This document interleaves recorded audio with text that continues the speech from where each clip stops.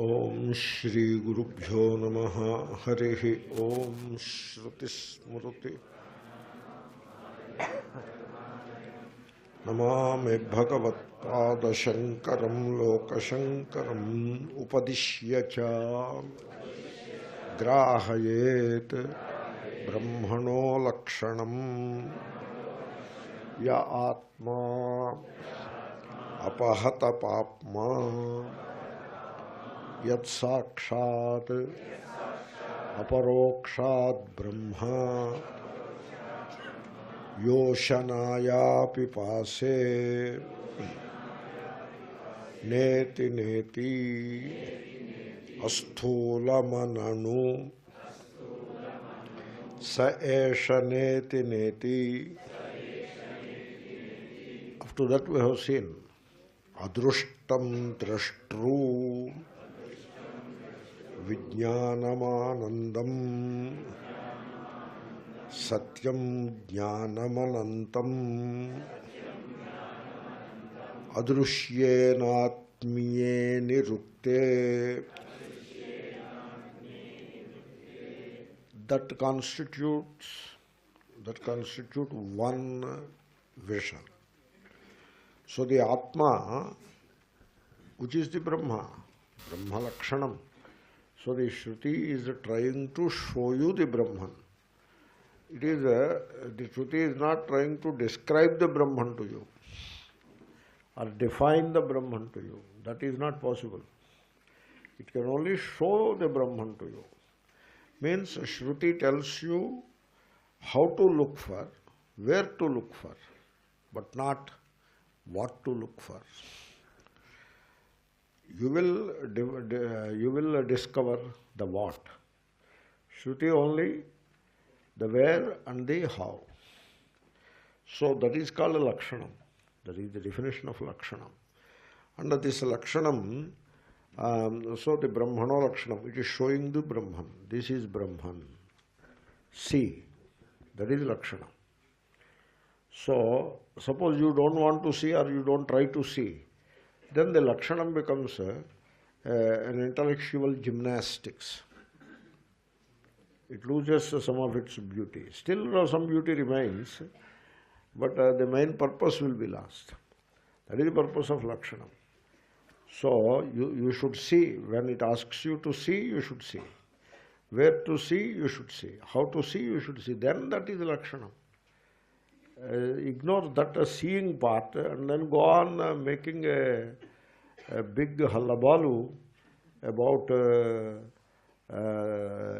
the sentences, hair splitting of the sentences. Is that the way to do it? So you don't want to see, but you want to say it is pramana. Means by saying pramana, that doesn't become pramana. It becomes a pramana when you see. It is asking you to see. Dekho. No, you bolo. No, I am telling you, you see. No, let us see what you are selling. Not what I am telling. You see the vastu. Adrushtam drashtru. That is the vastu. So, it is not the seen, adrushtam. It is always the seer. Adrushtam drashtru. Avijñātam vijñātru. It follows like that. So, ashrutam shrotru, amatam mantru, like that all listed is. So, you see, you examine the experience of seeing a thing. Say like you see a pot. And when you see the pot is the scene. You cannot have a scene like pot unless you happen to be a seer.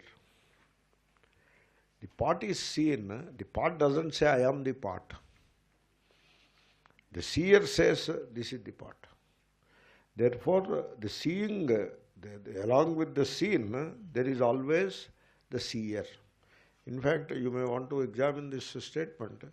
Unless there is a self-conscious knower, there cannot be any known. And therefore they come together. The idea is they come together. The point that I am trying to make is, you cannot have a scene without the seer. So that is the duality, the subject-object duality. So the seer and the seen they come together. And when do they come together? They come together at a given point of time.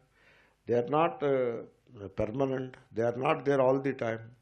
That means the subject-object duality, it is born or it happens.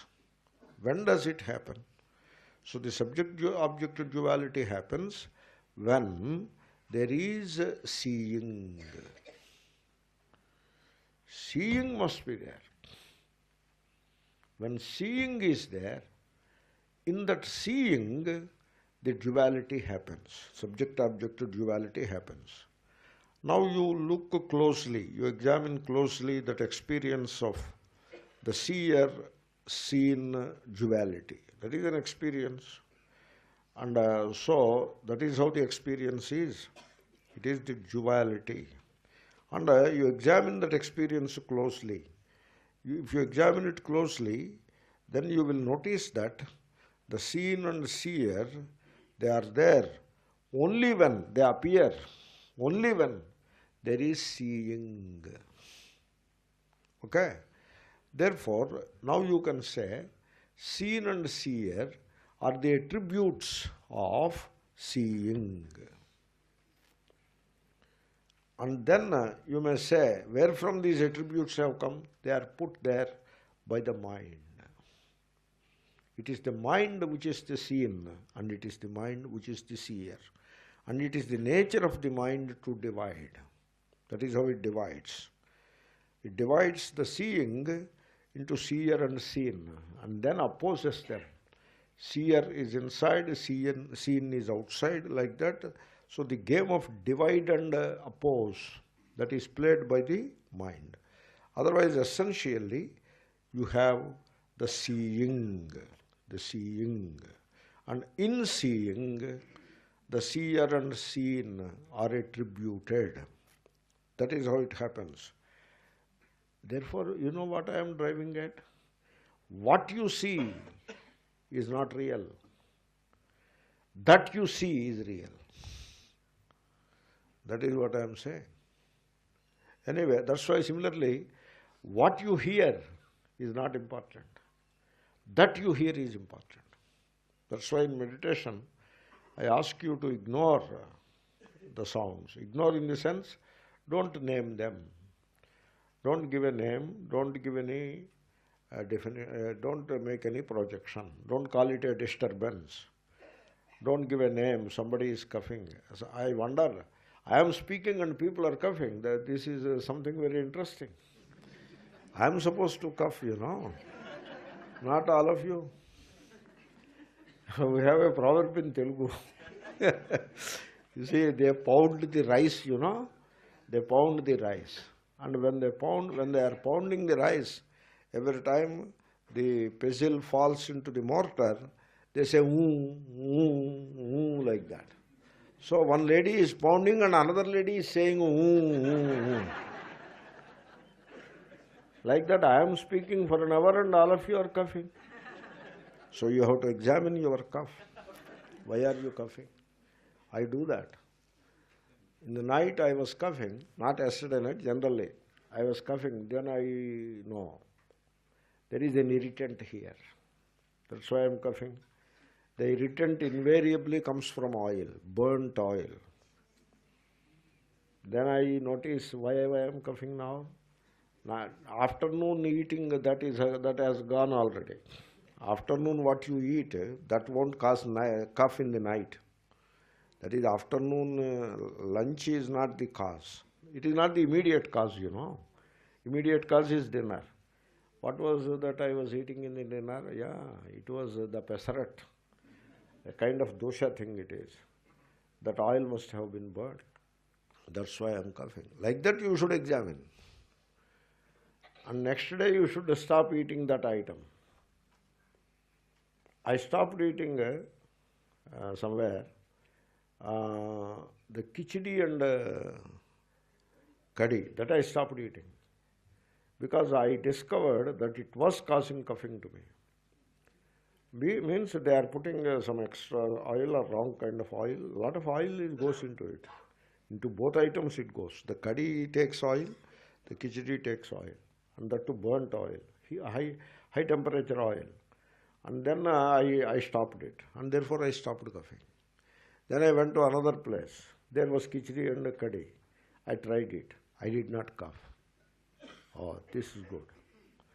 So you have to investigate like that and stop coughing. Because if half a dozen people are coughing, one after the other, as if they have made a timetable, the whole meditation session will be coughing only. No, you stop at your level, not at the kitchen level. Kitchen is not in your control, not in my control. And we don't have any control over the gentleman who makes food in the kitchen. He is the master, he is doing it for years, and you control at your level. Don't throw away the responsibility on somebody else. You push it to me, I will push it to Swami Shuddhanandaji Maharaj.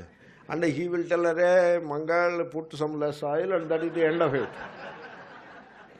That is not how things happen. You control at your level. So that part we will see, but you too at your level. Anyway, therefore, there is always the seeing. Seeing is the truth. The hearing also the same thing. When I said stop naming, don't call it cough, don't call it disturbance. Then, then what happens, the mind becomes silent. The mind becomes silent. And now the hearer and the heard are not there. The duality is not there. And there is only the awareness of hearing, of sound is there. So, therefore, the seeing, suppose you say, I am seeing this part, I am seeing the part. Then I am is the seer, the part is the seen. Only after seeing, the I am and the part come, not before seeing. Before seeing, there is no seer and there is no seen. Then, you see, can you have an unseen part, an unknown part can you have? You cannot have. There must be seeing or knowing, then only the known will come. An unknown part you cannot have. An unknown this you cannot have. Similarly, a not knowing knower cannot be there. Therefore, there must be knowing. And then, so the knower and the known, they arise in that knowing as attributes. Therefore, the known, the knower, the knowing. So, this is the triplicity. In this triplicity, knowing alone is the fact. Knower known is a duality superimposed by the mind. That's why I say mind always divides and opposes. You see, knowing alone is the fact. Seeing alone is the fact. You see this, for example. I am seeing this. This is the part. I am seeing this. Then, so there is seeing. When there is seeing, you say, I am seeing this. And then you say, suppose you say, I do not see. It is dark. I do not see, you say. Then also, I am seeing this is replaced by I am seeing, not seeing this. That is how it becomes. Therefore, when you say, I do not see, I am seeing this has become, I am seeing my not seeing. And, or you can say, I am seeing darkness. Either way.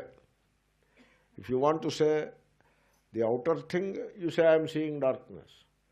Or if you want to say within you, you say, I am seeing, not my not seeing. The point is, the seeing remains. The seeing remains. the seen-seer duality has vanished, the seeing remains. When the light is put off, put the light on, the seen-seer duality comes. Therefore, the seen-seer duality comes and goes. The seeing remains. The waking state, the known-knower duality comes, and waking state ends when the duality goes. The dream state is same, but the knowing remains. The knowing remains. No, in sleep you know that you do not know anything. The knowing remains. And that knowingness in which all the three states happen, that is the truth, that is the Atma. The seeing remains, that is the Atma. The knower and the known. Knowing is a fact. Knowing together with the being is the Atma. That knowing, in which there is no knower and the known. Because the knower and the known are added by the ignorant mind. When the mind adds the duality, knower and the known, the pure knowing remains covered up. I complained against you that you are coughing. Now the complaint falls back upon me. Now I am coughing.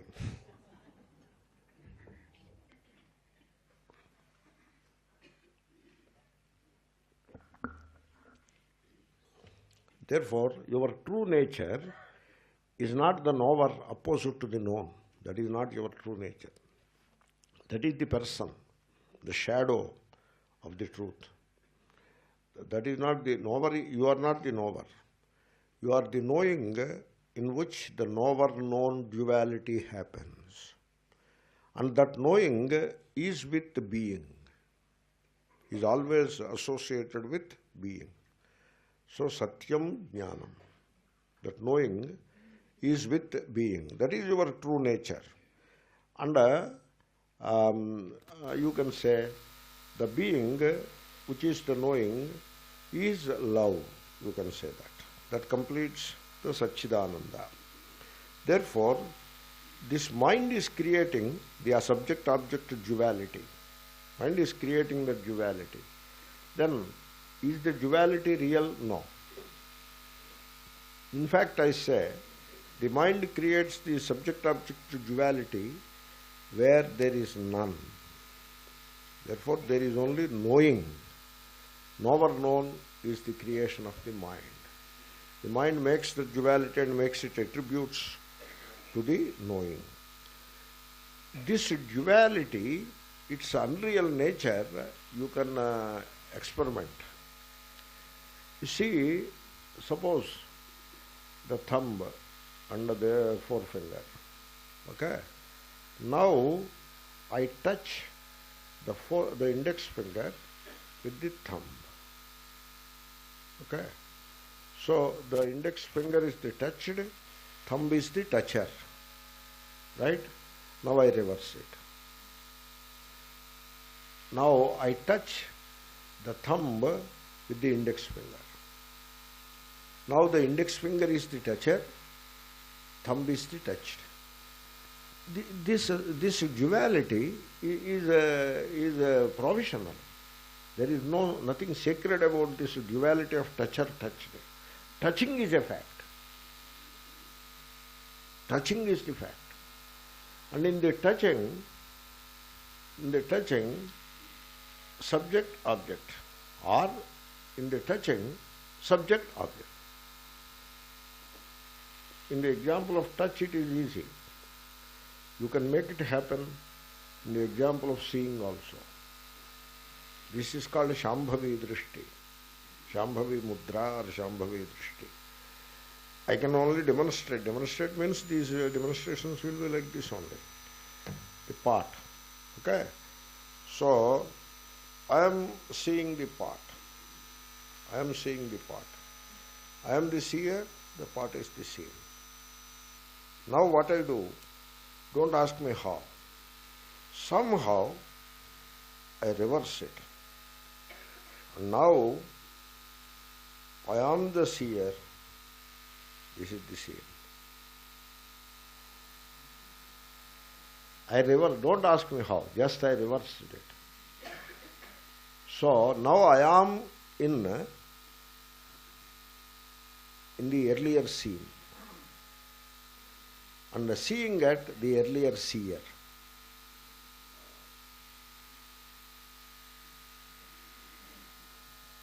Yeah, I am here seeing this. Try that.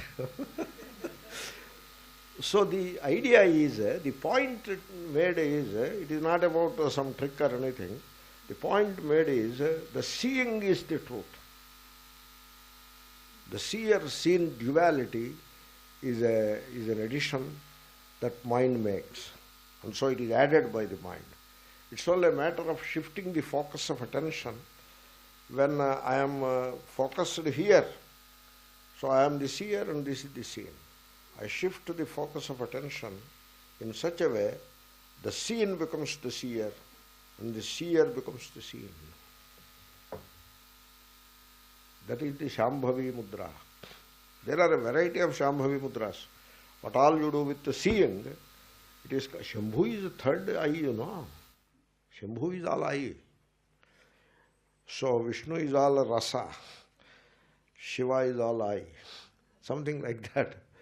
Okay, therefore, when the focus of attention is shifted, I become the very thing that I am looking at.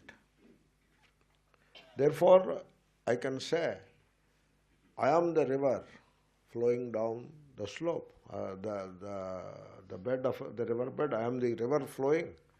I am the mountain standing there. I am the child crying there. And I am the flower blooming on the plant. As a poet, I shift the focus of attention. I am the cloud and I am the moon. I am the star and I am the sun. I am all. Because what you call seen, it is not a sacrosanct seen. Seen is an attribute to seeing. Seeing envelops or pervades both seer and the seen. Therefore, Atma va idagum sarvam. Therefore, that seeing, that pure seeing is myself. So, this way, in seeing, I can be the subject and I can be the object. In seeing, I am the seer and I am the seen. In knowing, I am the knower and I am the known.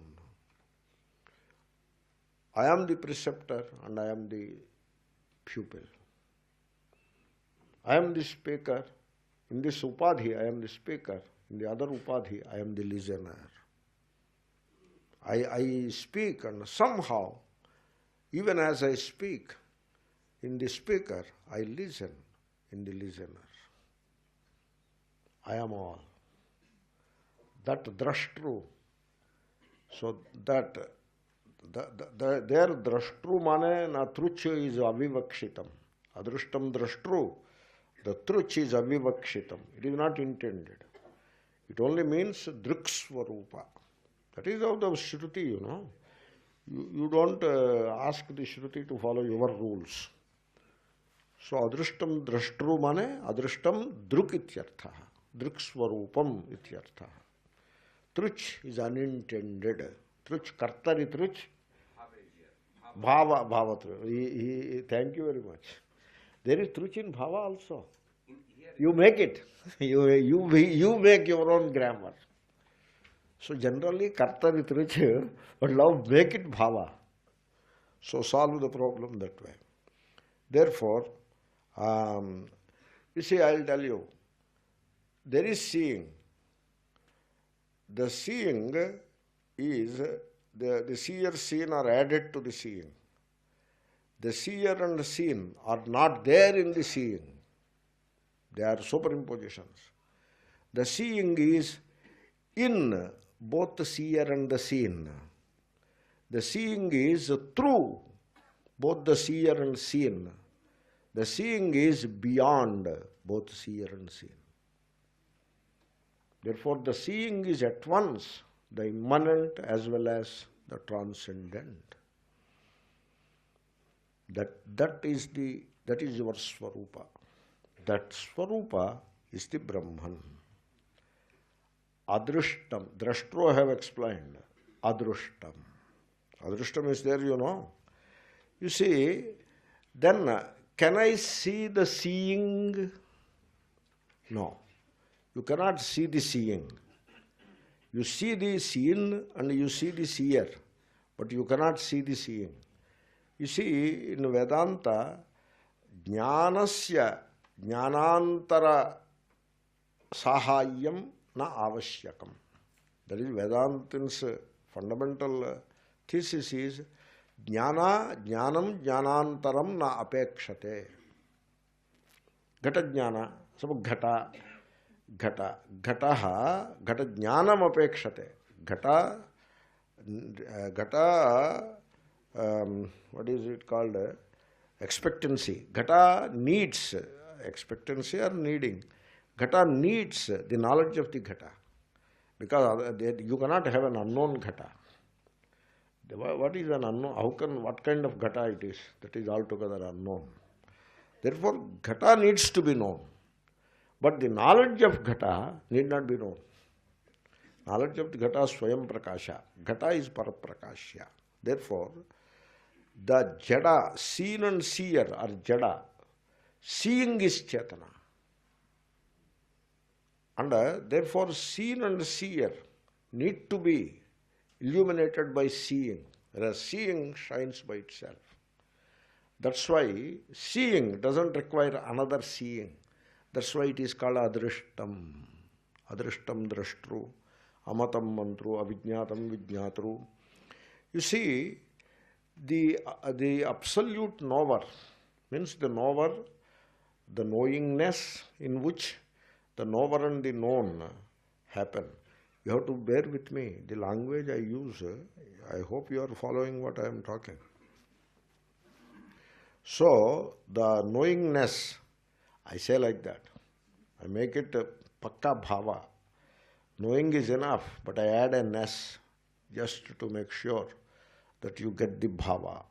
Therefore, the knowingness in which the knower and the known happen, they come and go, that knowingness that cannot be known, adrushtam.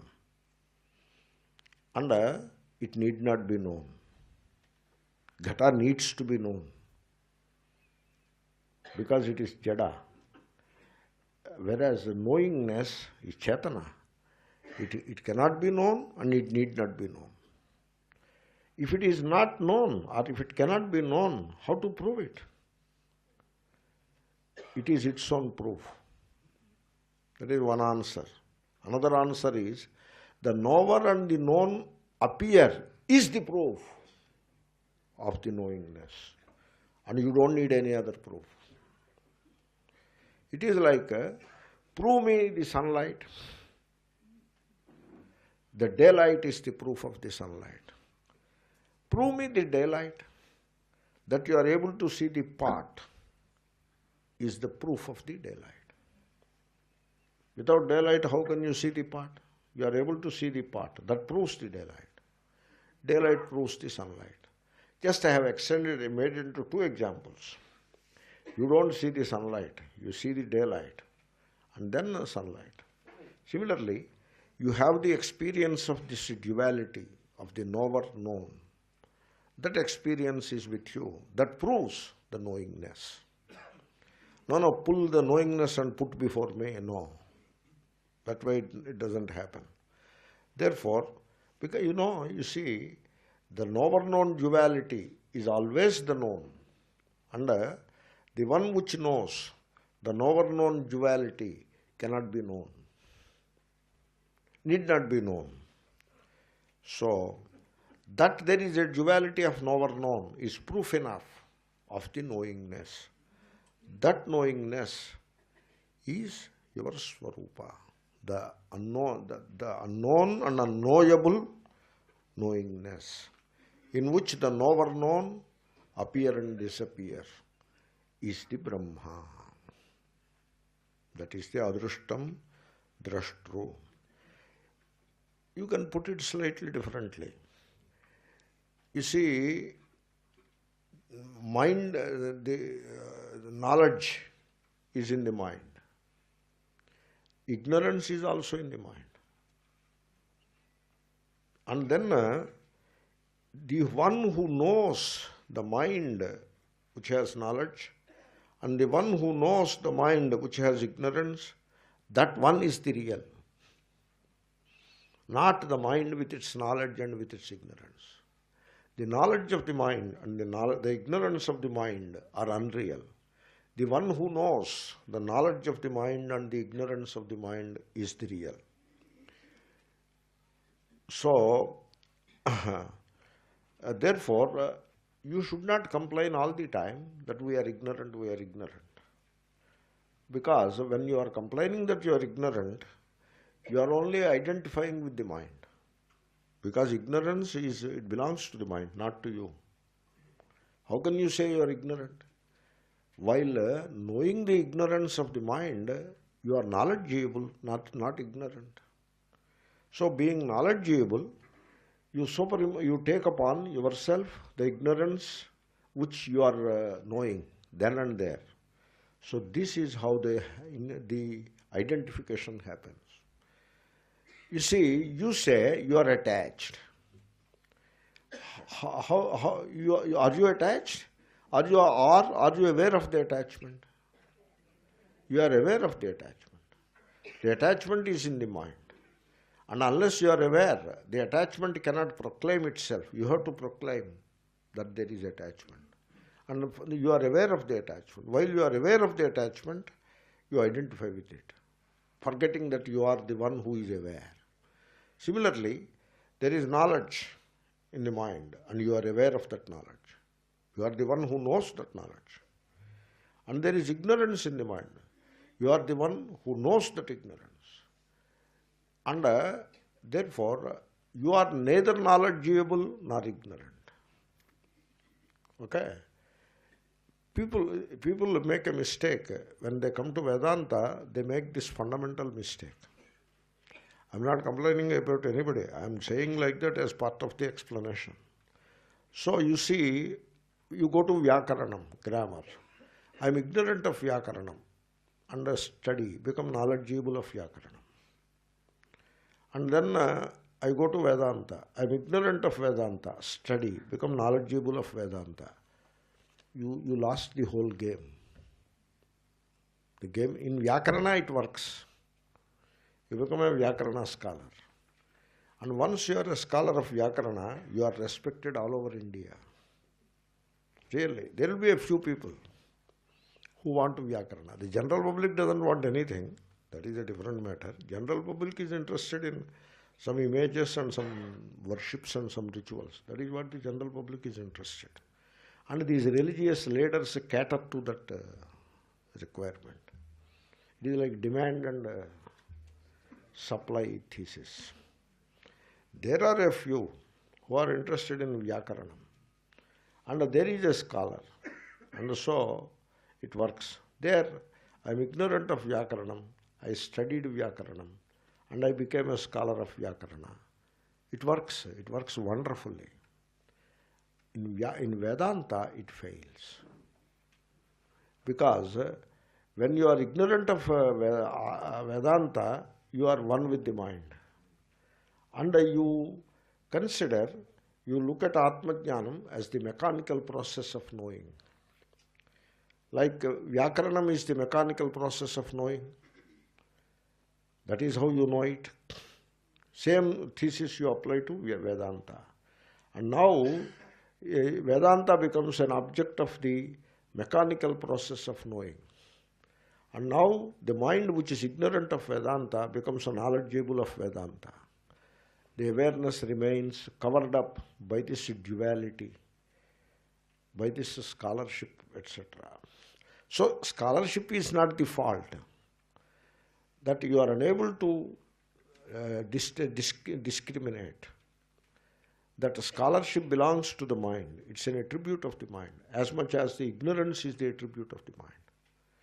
and you fail to see that fact.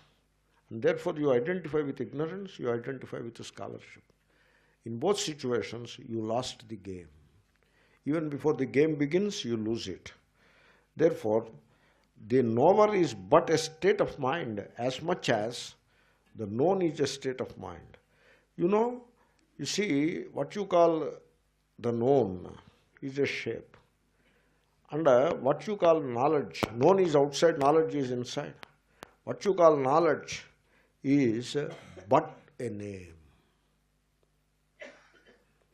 Is but a name. That's why when you say, I got the knowledge of Atma, that knowledge of Atma is but a name. Nothing more to it. It's a concept. But a name mane, it's a concept. It is like you are holding the most accurate map of Delhi. Even the most accurate map of the Delhi is merely a paper. Similarly, the most accurate scholarship of Vedanta is merely a conceptual bundle of the mind. Only that much it is. So, also you should know that all knowledge is memory. All knowledge is memory. Therefore, you practice the mechanical process of knowing and acquire the knowledge. What you call knowledge, first I called it a name. Now I am calling it merely memory. So, all knowledge is memory. And therefore, when you express this knowledge, you are pulling out something from the memory. And therefore, all knowledge, which is in the form of cognition, is merely recognition. All cognition is recognition. Whereas the truth, the reality, is beyond the duality of the knower and the known. And therefore, you see, I suggest like this. I have entered into a mire-like subject, therefore carefully I have to handle it and come out of it. Right? You see, I suggest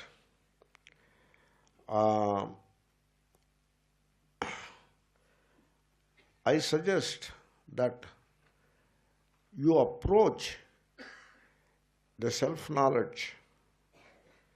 You approach the self-knowledge unconsciously or unconsciously probably, unconsciously, not knowing that you are approaching wrongly.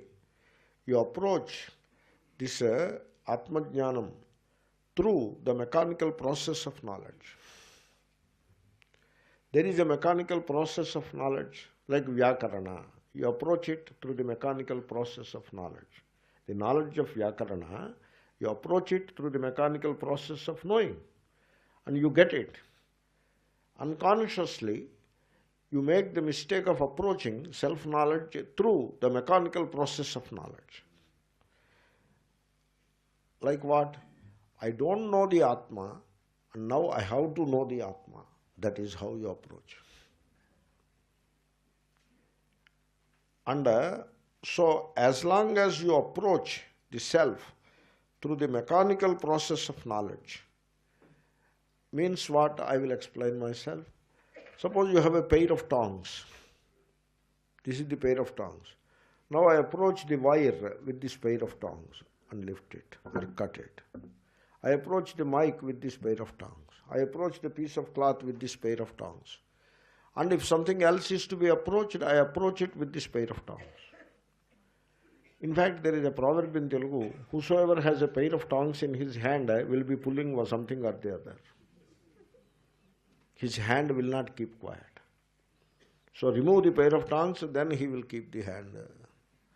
Similarly, you have this mechanical process of knowledge with you. You are the knower, very hardened knower. The knower approaches the Vyakarana. Now Vyakarana becomes the known. Now the knower approaches Mimamsa. Mimamsa becomes the known. This knower is approaching Atma.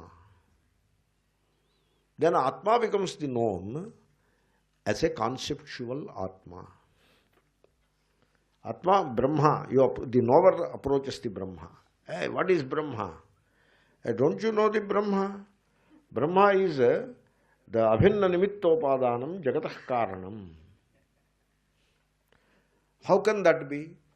Come, sit, I will tell you how can it be. Nimitta and Upadana must be separate, you know. That is Purvapaksha. Normally it is so, but in this case it is not separate. This is the reason. Like that, you make a big scholastic effort. And by the end of it, everybody claps. And you feel wonderful. You feel happy also. Not because of the self-knowledge. Then what is that happiness? That happiness is a sensation of exhibiting your scholarship, of very effectively operating the tongues of knowing.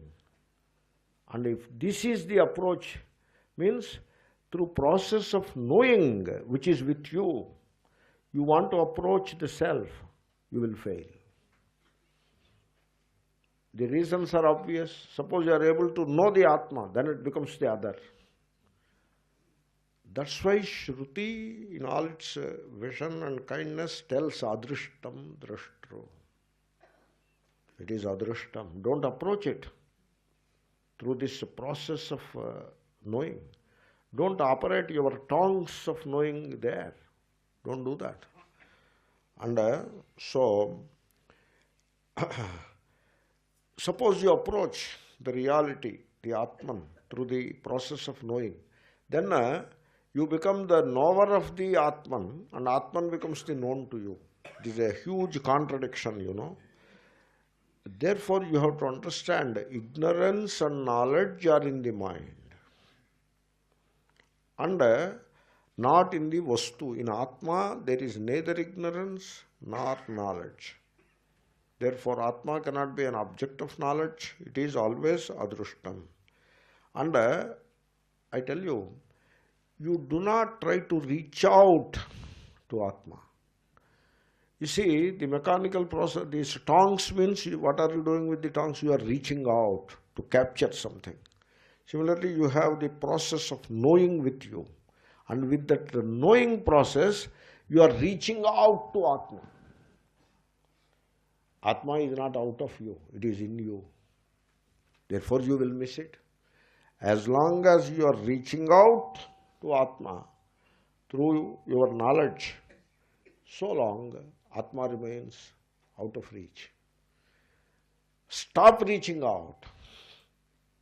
Stay, put, be. In that silence, Atma comes into the fore.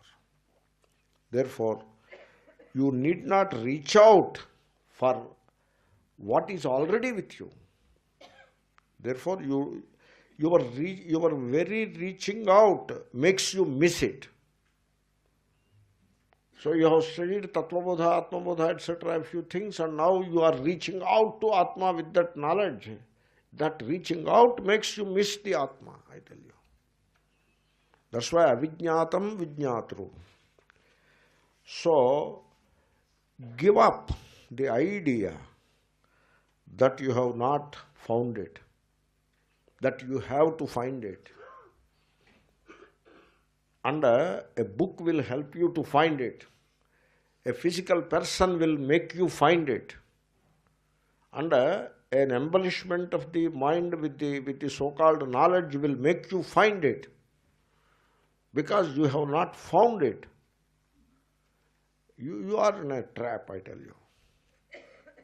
And you will remain in the trap unless somebody catches your tuft of hair and pulls out. So, you see, I tell you, you give up the idea that you don't know. You stop reaching out through the process of knowledge. The pramana has done its job. This is the pramana. This is all negation is the pramana. Adrishtam, that is the pramana. If you are so hung up on pramana, okay, take it. This is the pramana. Antyam pramanam atadharmadhyaropani vrittimatra paratvena shastrasya pramanyam. By negation the Shastra operates. This is the pramana. This is the operation of the pramana, really speaking.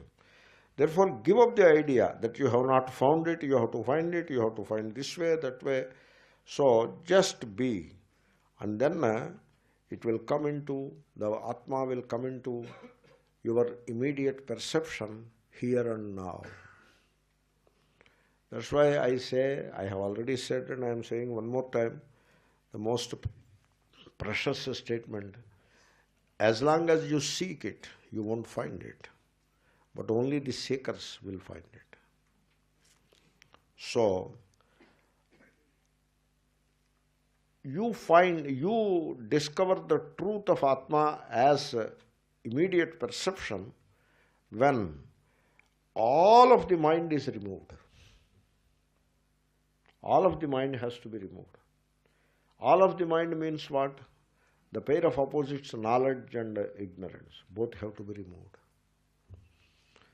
And therefore, what you call knowledge, all knowledge is a form of ignorance.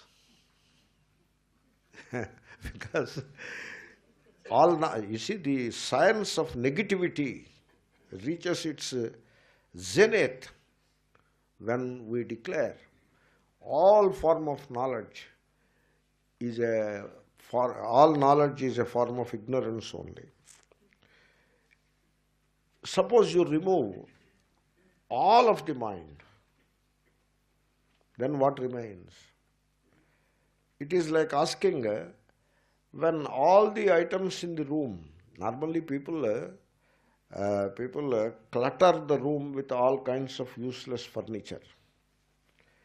So people don't love space. They have to cultivate the love for space. They don't love it. They love namarupa. They love shapes. They don't love space.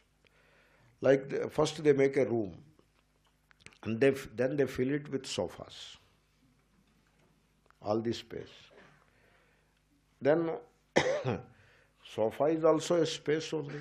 You can sit in that space. But I have seen more in America. Nowadays it is happening in India also, I suppose. They fill the entire sofa with small pillows, three-layer pillows, so that you cannot sit anywhere in the sofa. And then they fill the room space with a teapot. And fill the entire space of the teapot with all useless decorative objects of flower vases and all that you don't know where to put your cup of tea. You show me a person who furnishes his dwelling. I will show you a person whose mind is cluttered with all kinds of things. Because you don't clutter just outside only, you clutter inside also. The car sits not only in the garage, it sits in your head also. Or heart, head or heart. If you love the car, then it is sitting in the heart only. Now, coming back to the point, suppose you ask, what happens if all the things of the room, all this furniture is removed? What happens? You know what happens? A most serviceable room happens. That is what happens. Similarly, when all of the mind is removed, the most alert mind happens. Right? And suppose you remove even the walls of the room. Suppose. So you get the boundless space. Similarly, beyond the space and time, here and now, there is the Atma, and when all the boundaries created by the mind are removed, Atma remains. You won't get it. You won't find it. It remains. If you find it, it becomes the other. So these are some of the ideas that I have taken took some enthusiasm to explain in the context of adrushtam drashtru. Under that knowingness, the knowingness which cannot be known, the knowingness in which the knower known duality happens, which is not there in the knowingness, but it happens means due to ignorance. That knowingness is called vijnanam in Brihadaranyaka. It is called vijnana. Whereas the word vijnana is more popular with the Buddha people, the Vijnanavadis. That vijnana is not this vijnana. Vijnanam anandam. That vijnana is not this vijnana. This vijnana is the knowingness which I have just now described, the knowingness which is unknown and unknowable, in which the knower-known duality happens. That vijnana, the bhavartha you have to take, that is the vijnana here. And that is ananda, vijnanam anandam. You see, the science of happiness, at least some of it we should discuss in the remaining time. What is life and how to be happy? Suppose you ask a businessman, what is life? He will tell you, selling things whole day and making a lot of money is life. Suppose you ask a laborer, what is life? He will say, toiling in the hot sun whole day and struggling to make both ends meet. That is life. That strife, that struggle is what is called a life for a laborer. An ambitious man, suppose you ask him, what is life? He will say, desiring, achieving, accomplishing, fulfilling the desires is life. That is how they say. None of them know what happiness is. None of them. They don't know what happiness is. You won't find happiness when you seek happiness. And happiness, in fact, all seeking of happiness is misery. Because only those who lack happiness seek happiness. And therefore, those who seek happiness lack happiness. Therefore, all seeking of happiness is unhappiness. People don't know this. And when I say don't desire, they say, why should not we desire? What is wrong with desires? Why Shastra asked you to desire? I am not telling all that. I am telling you desire something because you believe that something will bring you happiness. So in desiring a thing like diamond ring, etc., or a heaven, you are desiring happiness, you are seeking happiness.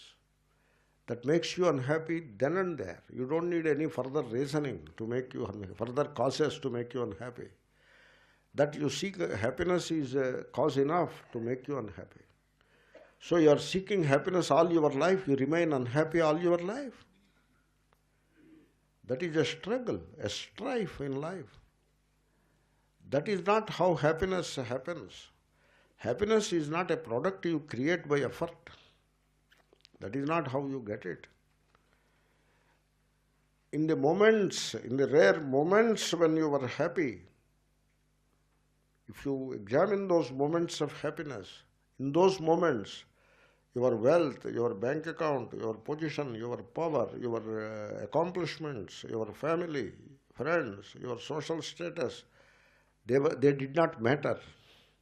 They were not there at all. They never mattered. Though in those moments, they did not matter. They were not there. And when they were there, you were struggling, you were not happy. Happiness doesn't come as a product of effort. You won't get it like that. You cultivate that inner goodness, that tenderness, that love, that sensibility or that sensitiveness, the inner silence of the mind, the peace of the mind. You cultivate that. Happiness is a byproduct of that. You are not seeking happiness. Happiness happens. It wells up from within. Once you start seeking happiness, the inner springs of happiness will be closed and you remain in misery. Happiness is not a product of effort or seeking. You stop seeking it, it happens. And that happens, your Swarupa is happiness. It wells out. And the happiness comes from within. You seek happiness outside only by ignoring the happiness within. Therefore, this is the discovery of the rishis. They said the Atma, which is Vijnanam, is Ananda. Vijnanam Anandam. So,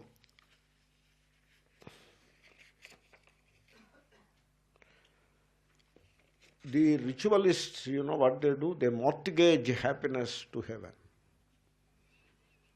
And they are busy performing rituals to gain heaven, which then they will find happiness there. And the Vedantins, they have philosophized happiness. So Anandam, Anando Brahmeti Vyajanat, that is correct. That is not the way I have to say it. So they write books about happiness and they read books and they think that as they continue to read more and more books and acquire more and more scholarship and hope, waiting for happiness to come later, it will suddenly descend from above. Something will happen and will come. They are waiting before a painted door. Happiness will not come in the future. One secret of happiness is you can be happy only now and here. You can never be happy otherwise. There is only only way to be happy is now and here. Therefore, as long as you are waiting to become happy, you will remain in misery. Therefore, the ritualists are waiting for reaching heaven so that they will be happy there. And the philosophers, the so-called philosophers, the bookish philosophers, they are waiting for something to happen. Some are waiting that Guru decides when I should become happy. I will get knowledge and then I will become happy. Guru will tell. There is a muhurtam also for that. You have to choose Rahu Kalam and all that, avoid and then make it. And then they think that the scriptures will make them happy. That's why they remain unhappy in life. They make a philosophy around, they build a philosophy, a verbal